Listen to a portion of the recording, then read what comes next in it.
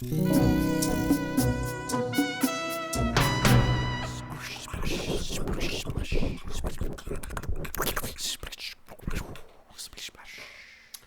slowly, we're becoming very good Foley artists, I think. Like, we're just getting to the point where they can hire us. Are we? Yeah. Very slowly? Okay. You and I mean, we're like, I feel like we're maybe 3 strides away from the guy from Police Academy. Well, if anything, we're developing quite a portfolio. Whether or not the portfolio will impress people, if we cut together the beginning of what's going on here, and I think we got something impressive. And you know what? What are we cutting from? We're cutting from the beginning of every single episode of the Grand Line Tourist, our chapter by chapter examining or re-examining of Eiichiro Oda's One Piece. I'm doing some examining, some first time examining. That's right. I am your titular tourist, Jacob Jarecki, and I am joined across the interwebs by none other than Eric. In the background, I see a Santa hat. You can introduce your last name, I guess. That's all I left you with. Yeah, Eric with the Santa hat Vu. I didn't know where to put that Santa hat, so it's there in the back. But you can see it because my camera's on, but the listeners will never be able it's to true. see. No, is that going to be there all year? Is that? I don't know. I haven't decided yet. I should probably switch it up. Maybe I'll put different hats on it. Yeah, Eric Sivu here coming at you. Your tour guide. I was like tourist, but that's just my astral sign. That's not my zodiac sign. Zodiac sign? Astral sign? I'm a Taurus. Yeah. That's pretty good. Right. But I'm the tour guide. I'm here to guide Jacob and any listener who's listening for the first time. I don't know how many actual tourists we have, like peer tourists like yourself, listening to the podcast. Yeah. But one day, one's gonna find this and they're gonna be like, oh, this is me too. They're going to see themselves in me, and that's a good thing. I feel like that's what most of the world should strive to do. See themselves in the podcaster of their choice. It's really comforting. I don't know. I think finding a podcaster in any medium or any particular topic that you align with, it's a lot of fun. Yeah, for me personally, I align with Ira Glass, and I don't think Ira feels the same way, but I feel very Ira Glass sometimes. I've been trying to work on my Ira Glass impression. Nice. Wait, do you wanna tout it out? You wanna? He's a little nasally, so I'm gonna try this. Hi, this is Ira Glass. This week, a bunch of us got together. We just thought about what it really means to be American in the Midwest here in the Midwest. I'm getting there. Yeah, no, it sounded really good. And imagining the Mississippi River's in the Midwest, right? Close enough. Sort of. Yeah. Close enough. Imagine that you're on that Mississippi River and we're stopping at port. I have something I want to discuss here in a letters at port section. It's not a letter. It's more of a thought about the whole process of actually absorbing One Piece, and specifically it's going to be about the Viz application on the phone. You don't read with the Viz application, right? You read on every once in a while I do. Well, the one little thing I noticed, I actually really think the Viz app, at least on the iPhone, is solid in the way that it lets you know when you're flipping a page that has a page break. I don't know if you've noticed this. As you flip through, the ones that don't have the page break, you won't see kind of this one black bar that you would flip through, because you can only display in the portrait mode, you only see one page at a time. And so when you're flipping, originally I was like, oh, well, this is not as good as the computer because I don't know when the page breaks are, and I can't get excited about there's a big some big splash element on the next page. But then I paid attention as I did it, and I was like, that's on me. They totally let you know by this black bar that is either there or not. So I was just Viz continues to impress. Hashtag not sponsored, but hashtag hope to be sponsored. Hope to be sponsored. Yeah. Also, dude, for $4 a month, you get access to everything. Everything. That's right. Only $4 a month, I hear? Oh, my goodness. Right? What a steal. What a deal. What a deal. Viz, I don't know how you can listen to this and not be amazed by how well we are advertising on our platform. Boom. Yeah. Okay. Well, you know what? We're going to move right along because until we see that sweet, sweet money, we can't make this segment too big, And so until we see the dough, Viz, that's all you're getting. That's all you're getting. Sweet money. We are diving into Chapter 73, Monsters of the Grand Line. And I am going to be delivering the itinerary for today. All right. Hachi toots his own horn to call Momoo for breakfast. Or lunch or dinner. I'm not really sure, exactly what Momoo is yet. Lunch? Or if his eating schedule aligns with humans. Lunch? Yeah, lunch. It seems midday. It's not. It feels midday, yeah. Yeah. So, Zoro, he's still chilling by all these unconscious fish folk. He hears the horn as well and goes to investigate.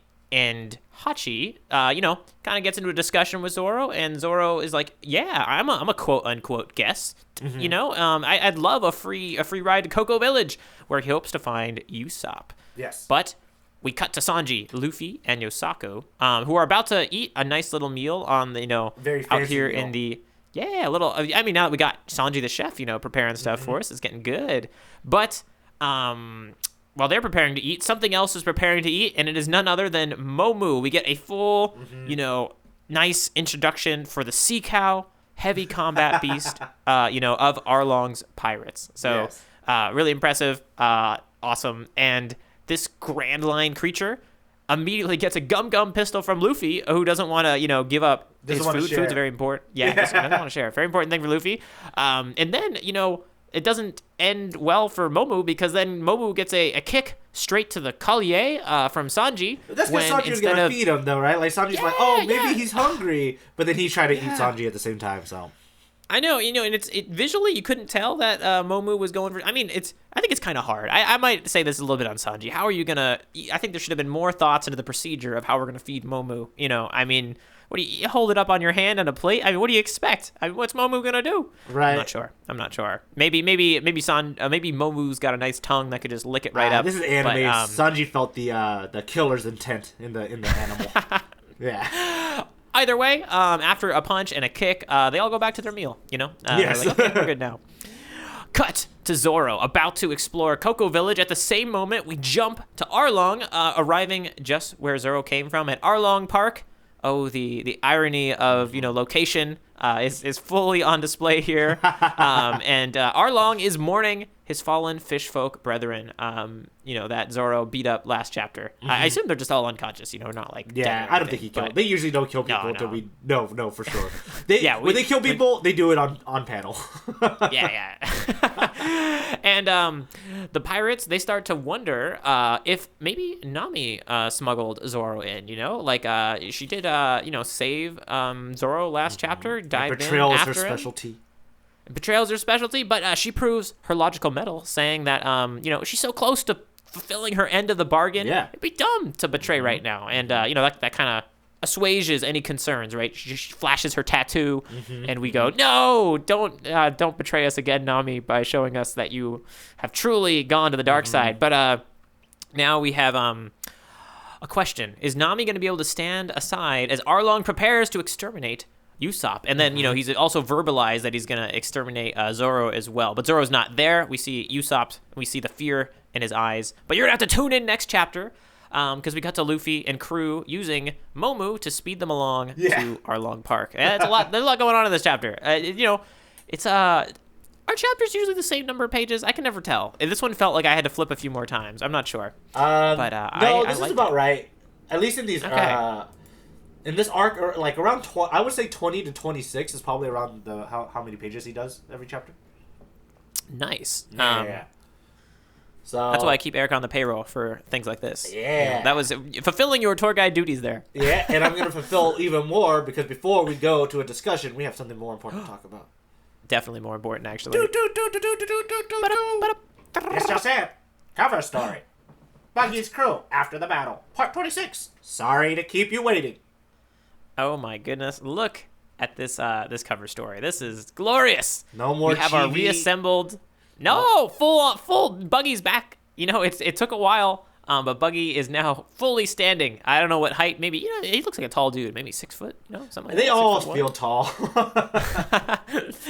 Yeah, we got Buggy. Did we confirm or deny if it was Alvida? I don't confirm or deny that. Okay, whatever. Then we got Lady with a hat, and then we got Mohi and Kabaji, right? Yeah. There we go. Nice. And we got a big Doom. So yeah, this is 26 episodes in. Buggy is put back together. Very exciting. 26 panels. What we need to do is we need to put them all side by side and watch the story kind of evolve. Oh yeah. No. I definitely. Someone on Reddit has already done it. They need to have a printed tabletop book of Buggy's coffee table book. Remember, we talked about this thoroughly about almost half a year ago. Oh goodness! All right. Okay. Well, with that, I think it's time to jump in. The first topic we got to talk about is Momoo. Oh yes, Momoo. I think my yes, favorite new character in quite a while. Yeah. Oh, he's so cuddly, and he'd be so cute if he wasn't so big. I don't think the bigness distracts from the cuteness. I think it enhances it. I think humans are obsessed with things at the wrong size. A small cow would do it, and a big cow would do it. And so, a regular cow, though, I mean, sometimes cute, but like big cow or small cow, it's actually big sea creature cow with the look of Momoo. It did it for me. Like you know what it is? I'm on the. It's the circles. Circles, like the more circular and the more circle type shapes they use, it makes them cuter. That's why like Jigglypuff is really cute because it's just a giant circle and Kirby. Like most of Momoo, like if you look at this introduction page here on like page 6 when he pops out for the first time, his face is so cute. It's just circles. Yeah. Circles all the way. I think there's also something about Momoo. You can't quite read Momoo's expression. It's going to have to come through the small details because there's not so much of a visible mouth that can really express things. So you just kind of have these soulful eyes, you know? They're big eyes. They're big round eyes. They're big. Yeah, I think the big eyes helps, definitely. So we got the big eyes. Yeah, and then, and then it got beat up. And I mean, this is your hero, right? Really, this is going to switch to be Momoo's story, right? We're beating up Momoo. Momoo's getting captured. Momoo's being used for transport now. Like, I don't know if Momoo agreed to that at the end. Like, what happened? Like, I don't know if Sanji actually gave Momoo a meal and then they started riding with Momoo. But, hey, man, Momoo like, is, Sanji... Staying close to his character, though, like, guys, let's not assume that, he's hungry. Let's feed him first. And then it wasn't until the guy tried to eat him that he's like, okay, I'm going to kick this guy. Other interesting thing about Momoo's character is we actually get a type of panel I've never really seen before.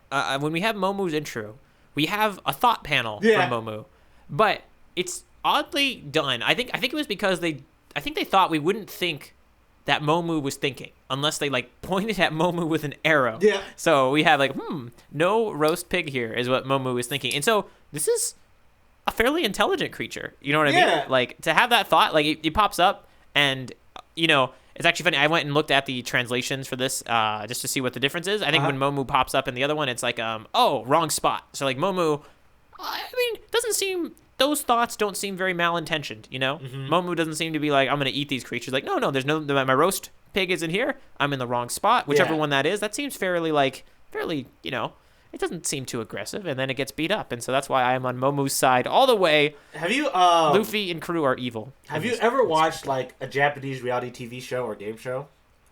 Because they have a ton of text overlay, like almost everywhere. Like for like we're reading manga, but like on screen. So like the onomatopoeias would be like an overlay of like wow, gosh, beep beep beep, and like so that's what this move feels like. This thought bubble you're talking about, it feels like a Japanese game show overlay, like text overlay to kind of like it's cheesy, but it works for me because this is manga, and I also know One Piece is goofy like this.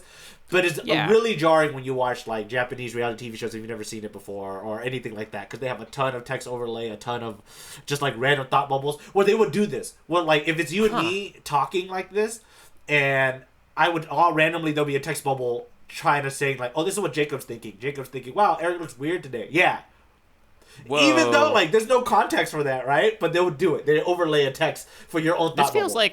This feels like some editors were like, I think our jobs are going to go away unless we like really start like stepping up our game. We start making some assumptions out here. Yeah. I'm going to make some assumptions and people will like it. And then now all of a sudden, like I need to do 10, I got like, it's going to be like 30 hours of editing work for me to get all those captions in. You know? I want to be on the payroll. I will say though, like I think a small little lore thing though, Yusaku calls him a grand line monster. Yes, definitely. So Momoo is somewhat displaced then, Yeah.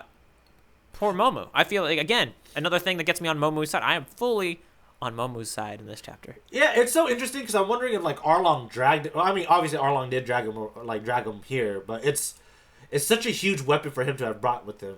Like it's a huge creature that they had to keep feeding pigs to. Like one pig feels not enough. Yeah, maybe a little malnourished. That's not fair. No, Sanji. So that's probably why Sanji felt the need to feed this gigantic creature. Could see the hunger. That's Sanji's superpower. Hunger sight. It's interesting. Sanji also says that maybe he's injured and can't forage for himself. So that makes it very curious too. Like, is Momoo hurt? I don't know. I don't remember.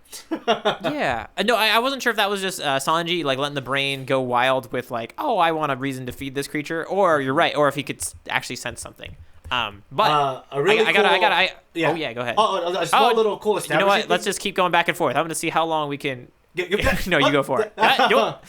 What's this cool establishing thing? A cool little establishing thing you see in the beginning of this chapter. We only see Momu's silhouette in a cave, but what's swimming around him are tiger sharks, I think. Yes, right? yes. And the tiger sharks run away, so making him the apex predator of where the location right now. What was the shark that ate Shanks' arm? Was it a shark? No, that was another. That guy was huge right? too. So that guy has to be another monster of the Grand Line. Also, a bigger one. Yeah. Okay. And that was something that was unique to Luffy's island. That big guy. Oh man. Okay. Well, wait a second. All of a sudden, a lot of stuff has happened. So, I was gonna put my tinfoil hat on for other reasons today, but now I got another one. So okay. I got like I might have 3 tinfoil hats in succession. We're gonna go for a turkey of triple tinfoil hats. The first one, if that is a Grand Line sea creature, there's no way we're not going to encounter that Grand Line sea creature again and somehow reclaim the one that ate Shanks' arm. Okay, so and we're going to encounter that creature again, and I'll even go as far to say we'll see Shanks' arm again. Wait, oh man, that might be a bad bet because I feel like it would be digested by then, but I'm sticking with it. You already said it. I did say it. I'm sticking with it. That was the unplanned tinfoil hat. I had 2 planned tinfoil hats, and give me some moments to write this down. Yes. Recorded in the logbook of our tour guide logbook. That's also One Piece themed. Yes, Eric just showed me. It did have the Jolly Roger. It would be the Jolly Roger of the Straw Hat Pirates on the cover. So this is officially being logged. Everything about it written down. And are you ready for 2 more coming right at you? These ones will be a little easier, I think. Okay. So, Zoro and Hachi, I feel like got off to a good start. You know, everything's going good between them. Hachi's such a weird guy. Yeah, well, he is weird. Like, you know, he introduced himself, and he's just like, I can't remember exactly the words he used, but like, I'm just this lovable, jolly octopus, I think. He called himself a cuddly octopus. Yes. Cuddly octopus, and you know, that got me thinking that. I'm not sure if, you know, in each arc we're always introducing a new Straw Hat Pirate that's going to be converted, but I'm putting in my points for Hachi. That Hachi will wind up being a Straw Hat Pirate. Whoa! He's going to join Luffy's crew. That's my prediction. And then, then as I continued to read the chapter, I realized not just Hachi, but Hachi and Momoo. We're going to go to the Grand Line. We need some power here. We're going to have Hachi and Momoo as a pair come and join the Straw Hat Pirates. You know, we had the person that feeds Momoo, got along with Zoro, and now we were already seeing Luffy and crew interact with Momoo as, like, pulling the ship. It's like a done deal. These are our 2 pirates that are going to join, and they're fish pirates. Let's be honest, all right? The whole point of this podcast is to get you to read this for the first time and make these type of predictions. That's what this show really is to listen to Jacob make predictions to see if he's right or wrong. These are swings. I'm proud of you. It's been a while since I'm really proud of this one. I feel really good about my Momoo Hachi prediction. I think, you know, we ultimately need to see this arc. It's got to finish with this racism theme of fish people versus human. And what better way than by having not only a fish person join the crew, but also like what it seems to be, you know, the sea creature that we can't quite read that has powerful thoughts, but it's kind of being mistreated. What if that's just a beautiful way to say all creatures created equal.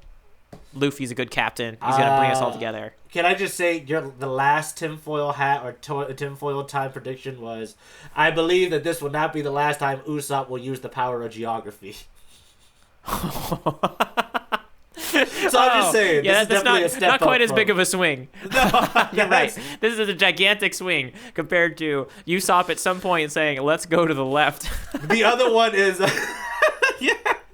Yeah, your other one is it's comparison to a bunt, but you're asking the pitcher to throw it to the bunt. Excuse me, sir. Right here. Right here, please. Please. Underhand if you can. Underhand. Underhand, so I can move my bat slowly towards it. I love it.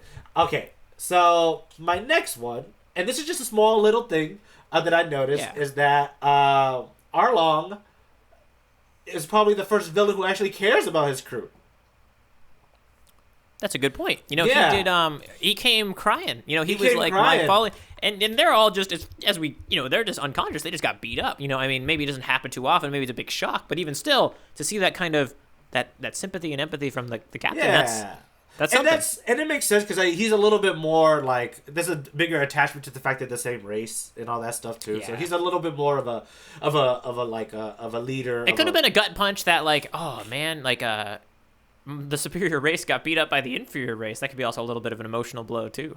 That's probably a little bit of it. Yeah. Yeah, you know, Zoro, like, even though they did know about Zoro, there was some respect for the idea of the pirate hunter, you know. But I would say, I think my one argument against that is that he does call them brothers, and the way he's holding this guy, it makes him feels a little bit more like he cares about these folks. No, I definitely think it's more that. I just think it might be a little salt in the wound, and then or at least it's really redirecting the anger, right? Knowing that it was, you know, a human at the end that did this. Yeah. Goodness gracious. So that's kind of cool. That's a cool different dynamic that adds to this villain, because like Captain Kuro was not that, Buggy's not that. No. Buggy shot his guy with the freaking buggy cannon. Yeah, we kind of had some comically. Kuro was comically. Oh, no. Buggy was a bit comically villainous, and then Kuro was a bit more like cutthroat villainous. You know. Mm-hmm. Yeah, so I wonder if that's gonna help later on for these fights and this the thing that's gonna try to establish with Arlong, at least. Like, Arlong is different already because Arlong feels this way towards his crew as opposed to the other way. Yeah. No, that's which is a really good point. it's so interesting when they start going after Nami, because Nami talks about her tattoo, but like, does he feel the same way about Nami as he does about his actual fish crew? Like, does he have that same love and respect that he does for the guys who are unconscious there? Like, literally unnamed fishmen. Yeah. And does he feel that same way about Nami, who is very named and probably very valuable to him because she can draw maps? Yeah. No, it's an interesting point, and I want to also bring up, I discussed on the previous episode the idea that you know, why didn't anyone call out Nami's diving in to save Zoro? And I love how most of the things I come and comment on as like small plot discrepancies are like addressed. Like, maybe not, you know, I think this was a little bit of a, like, it almost felt like an afterthought. It wasn't quite an afterthought. Maybe it's like the crew, they know Nami is like one of them, so they weren't going to call her out like in front of everybody, but they were all like thinking it deep down, like, what's going on here? Like, they had a little bit of like, okay. And then the moment now when like, oh, someone snuck in Zoro, now all of a sudden they're like, well, hey, that thing that gave us a little bit of a weird feeling about Nami, we're bringing that back up. So very cool. Nothing's being dropped. I like that. Yeah, and it's also that, like, when we talk about certain characters, like certain crew members' arc or certain things arcs like this, right? Like, when it comes to Nami, her arc has always been lying and like betraying, and it's fun to see it all like bubble up. This is definitely one of those story tropes and story arcs of like, oh, how much more can she push this lie, right? Because literally now Usopp's not Zoro. Like, he's not Zoro, so he's not gonna be able to. He could die here. And what's Nami's trick to get him out of this, right? Now, even more so when everybody's already like, her trust within the Arlong pirates is starting to get thinner and thinner and thinner. Yeah. Another thing that we were kind of talking about, what I thought about when you're doing the itinerary, is the idea of a tattoo. Because tattoos are kind of used in multiple ways, but yeah, I think tattoo could definitely make you feel like, I instantly think of like people who serve in the army, or who are Marines and Navies. Like, they all end up getting tattoos of like their crew, or maybe the branch they're in, or like their unit and stuff. Because tattoos are like forever.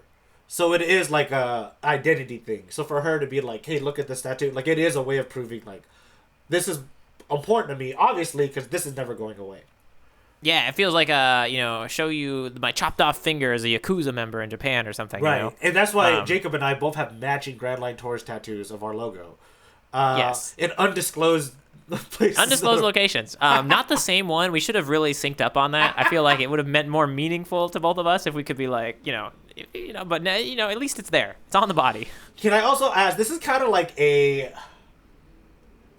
a bigger, maybe pulling out of my butt philosophical question, but does the location of Nami's tattoo have any sort of significance to her feeling towards this crew?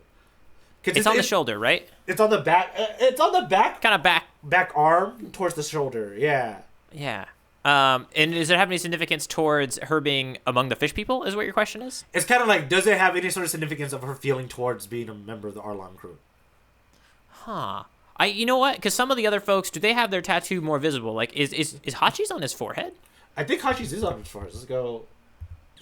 Let's take a look, because he's featured here. No, he has a sun-looking thing on his head. Oh, okay. That's just a different thing. Okay. No, so, like, are you thinking that because she can hide it, that shows a bit of, like, her... You know, but it's also important for her abilities, right? If she's going to go out and swindle people, not to be able to show that she's a part. Because it swindled us, right? For a long time. We didn't have that piece of information. All of a sudden we did. But I think that's a good point. Yeah, it's a fun little location. Mental thought. Like, why is it there? Because, like, if you look at it from Oda's standpoint, he could have put it anywhere. It could have been the back shoulder. It could have been, like, the arm, like, literally on the arm. But this is, like, on the back here. Like, on the, right behind the arm leading up to the shoulder. Yeah. This is the, what is it? Triceps? Yeah, right. Gotta get those muscles nice and big. I know muscle groups. Totally. The tricep connects to the bicep. The bicep connects to the... That's all I know. But yeah, interesting thoughts. Anything else you want to chat about for this chapter? Let's see. No, we talked about the roast pig. A few... just a tiny fun little translation note was Sanji's moves are apparently all French words for cuts of meat. Yeah. So the courrier, that's the name for that the French use for the neck meat, and so Sanji, that's what Sanji calls out when he does his neck move. I love how the gigantic neither Momoo. of them care how big Momoo is. They're like, they're gonna fight. Yeah, no, it is interesting. I have to admit, like, I think this does point to a, it's like a certain amount of power creep to some way. You know, like, Luffy can punch anything. Sanji can kick anything. You know what I mean? It doesn't matter how different it is, which does bode well for them eventually going to the, like, if this is the first Grand Line sea creature and they tame it quite, they dispatched of Momoo and tamed it apparently quite quickly. It does bode well for their eventual journey on the Grand Line. Yeah, I also think it bodes well for them being like, oh, these guys are monsters. They're gonna go. They're gonna put up a fight against Arlong, because this is Arlong's like heavy duty creature that went through a town. Scraped his way through the town, which I think it's Momoo. I don't know if he has another one. I think it's Momoo. Gotcha. Right? No. This makes me this poor Momoo. I can't tell now. Is Momoo evil? Is Momoo really like a concerted member of Arlong's pirates, or is Momoo just kind of along for the ride, right? Most creatures will do, like, whoever's feeding them, they'll do the orders of. You know what I mean? Like, they're gonna be loyal. I know, Momoo, but we had that thought bubble from Momoo. I thought Momoo might have, I'm thinking Momoo has some philosophical reservations about what it's doing. Yeah. And so hopefully they see those, come through. Because I actually got a little bit of feeling with Hachi as well, especially how Hachi dealt with Zoro. Like, he didn't, like, say anything mean to Zoro as a human. He, like, instantly asked, are you, like, one of the humans that's with us? Because, like, I'm not interested in beating up a human today is kind of what it felt like. I feel like there's a little bit of a thematic element of the racism is coming from the leadership down.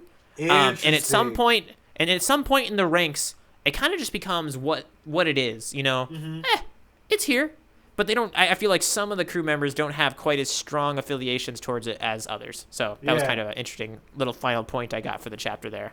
I love that. That's a really cool thought. Like, it is just like, this is like our crew culture, but the crew culture is determined by our captain. If the captain feels this way, then it kind of trickles. But eventually, like, it doesn't mean that everybody has to feel that way. They just have to follow orders. Yeah, you can kind of just blend in and be like, I don't beat up too many humans, but yeah, they're crap. Like, I'll say it out loud if I need to, but I'm not too attached to the idea.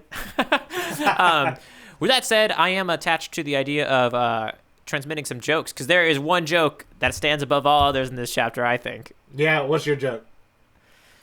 Look at all that beef. Oh, because, Luffy's obsessed with food, and so when Luffy sees Momoo, he sees the world's biggest meal. Beef? If he's a sea cow? Like, he's closer to... Hey, there's cuts of meat on there that, you got Courrier, you got, Sanji calling out the type of meat. We've got a very chef-based approach just looking at a gigantic sea creature from both Luffy and Sanji today. I think we already mentioned it, but my favorite joke was when Zoro's like, hey, are you a fisherman too? And he's like, yeah. I'm a cuddly octopus fish man. That's a good one. Which, like, you don't think of octopus as cuddly. Yeah, they got the suckers on them. It's kind of like gross cuddly. If like, anything. the idea of it being cuddly is yes, but when I think of cuddly, I usually think of warm and, like, fuzzy. I don't think of sticky and wet. Yeah. No, and you know what? I gotta get one more little thought in here, even though I know we're already in our got jokes section. Yeah. I just wanted to say, this chapter has been one of the most, like, just excited me in a fun way in a long time. Just like I think I was sitting on the chapter with Gaiman as like my favorite chapter, and I think that one's enough in the past now. I haven't read it in a while. This one is now my kind of new like introduction to a fun character, Momoo. Some punches going around, some good plot elements happening. Yeah. It's not as tight as the Gaiman chapter. It's not like its own story in itself, but Monsters of the Grand Line kind of has, you know, pushed aside Gaiman in memory. We got Momoo, and this chapter kind of taking the new top spot. So just tracking that for fun there. That's so much fun. Yeah, no, I'm happy you're having fun. This one was a fun chapter because there's a lot of fun little. It feels very One Piece, right? Like really goofy with a lot of really cool, like really cute elements and like just really fun. The humor's there. It's establishing a lot of exposition and stuff like that too. But and you need chapters like this because the story eventually will get pretty heavy. As they always do. There's always some version of death, some version of tragedy that's going to happen. So. Yeah. No, and I was having trouble every time I flipped a page in this chapter. I thought like this is definitely going to be what I choose for the next section of our podcast. And so I'm ready to slide right into that and go into the panel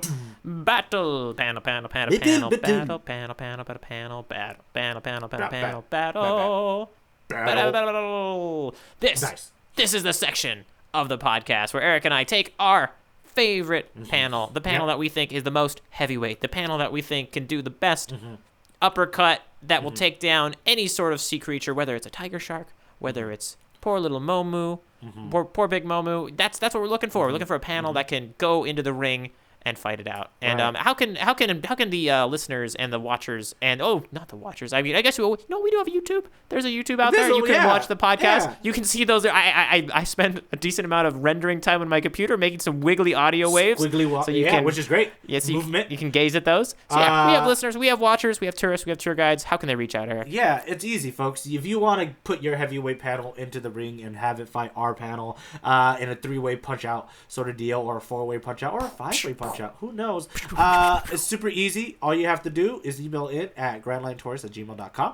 Super easy. Very nice. Email address to remember. Podcast@gmail.com. grandlinetourist@gmail.com. And if you kind of, just send it in, it'll work. It will work. So, podcast@gmail.com. All right. Without further ado, did you already got yours in here? Should I just open it up? Yeah. Open it up. Oh my goodness. Yeah, I like this one. This is cool. So this is we had I think before this on the previous page there would have been the big panel of the Gum pistol going into poor little Momoo. But now we have kind of the aftermath from a distance, which makes this really cool. So we see like a ship. This is one of those, I would describe this, there's a certain number of panels in One Piece that if you know what One Piece is, you can see this panel and you know what's going on. If you don't, you are completely confused. Because you have this tiny ship, there's this big wave that was caused by this crashing, big thing to the left. That can all kind of be readable. What you don't understand, if you're not into One Piece, is what is this fist that is, it seems to be emanating in this long line that's coming from the boat. And that's what's, this is the fist that had just landed the blow on Momoo. But it looks fantastic from a distance, fantastically ridiculous. And we have a big sploosh, letting us know Momoo's taking the punch right down into the water. It's just such a panel that looks good looks good in the manga medium. I don't even know if this sequence plays very well via anime. You know what I mean? Because I haven't seen it at all yet. I haven't seen how any of this Gum stuff looks in motion. That's gonna be weird. Whenever I do see it, because it's like. Yeah, what would this look like? Would it just look cheesy? Would it just look like exactly? How can you make a fist punch something that big, and have that stretch and squash feel like legitimate? So big questions. So that was my pick. I love it a lot. I love the scale of it. You can see how big Momoo is, even while he's falling, and he's falling towards the page, which is why Luffy's fist is like a little bigger, bigger than you would think because it's supposed to be closer to the camera. Yeah. Nice. Fantastic choice. This was one of the panels that as I flipped, I was like, oh, I think this is my panel now. And like, so who knows? Maybe it still is. All right. So open I'm on up. choosing, I'm going to click on yours. Do it. Oh, this one's good too. This I is couldn't resist. the very first panel that we see Momoo. I was this close to choosing this one too. Ah, I think you and I both are just big fans of Momoo. That's what it is. Such a cool design. Yes, but it's Momoo's introduction. You get to see the scale of Momoo in comparison to the ship, so you know he's gigantic. Because in this panel, Luffy and them are small. Yeah, and speaking of scales, you can even see like kind of there's this underbelly to Momoo that's scaly, you know. Yeah, he's scaly. He's scaly in the stomach. It's so interesting. He's such an interesting little monster. He's not little whatsoever, but he's huge. You see his big eyes, his big round eyes, and he even has like a bull ring on him. Yeah. Yeah. Which I didn't even think about. Maybe that's how was that. I got to check in the last panel. Is that how Momoo is pulling the ship that Luffy and everybody is riding on? They roped it around his his horns. Missed opportunity. You know what? The horns make a lot of sense too. Horns make more sense than the nose ring. Yeah, because nose ring I think is meant for pulling Momoo around, right? Yeah, is that why they have? The horns. Is that why they have? Cow? We need to learn. We need to go take an agricultural class at the local community college. We don't know what the nose rings on cows are for. You know, I feel like that's a missed opportunity for me, being as a person who grew up in the Central Valley. Yeah, what's wrong with us? But yes, yeah. What a great panel, Jacob. I'm so happy you chose this one. No, I just couldn't resist. There's a few, like, I'm not a big plushie guy or a big stuffed animal guy, but there's a few One Piece characters that I would love to have as a plushie. Yes. And Momu's one of them. Momoo! Yeah. Oh, that would be so cool. Momoo is one of them. I also, this was a chapter where literally, I think the first page, when I saw Hachi tooting his horn via his nose, I was like, this is my panel. I got it. I don't even have to think. And then I flipped the next page, and I was like, dang it. I think this is my panel. I got to think. And then I saw all the other panels, and I was like, oh my goodness, this is tough. This is just like peak Oda creativity in like such subtle ways. Like Fishman are such a you can tell he's having fun designing these Fishman characters. Like Hachi's so weird. In the beginning of this chapter, Hachi's fishing with multiple hands as he's waiting for his. That was super cool. As he's waiting for the pig to roast. Yeah, because the onomatopoeias we did at the beginning. We did the splish and splashing. That's coming from the fishing, and then the crackle crackle. That's the roasting of the pig. So that's the multitask you can do when you're a cuddly octopus. Yeah, when you're a cuddly octopus, he's so weird and he's so helpful. But you know what? That said, I think my second favorite panel, the Hachi tooting his own nose horn. I think you and I can do a little bit of some sort of epic symphony, but by combining our two nasal instruments together. It's not his nose, is it? It is his mouth, technically. His mouth, like we gotta cup our cup our mouths. This will be really good to see. And I'm just kidding. We're not. I'm gonna do it. You guys can't tell. You can take a look at the waveforms. Are you ready? Mm-hmm.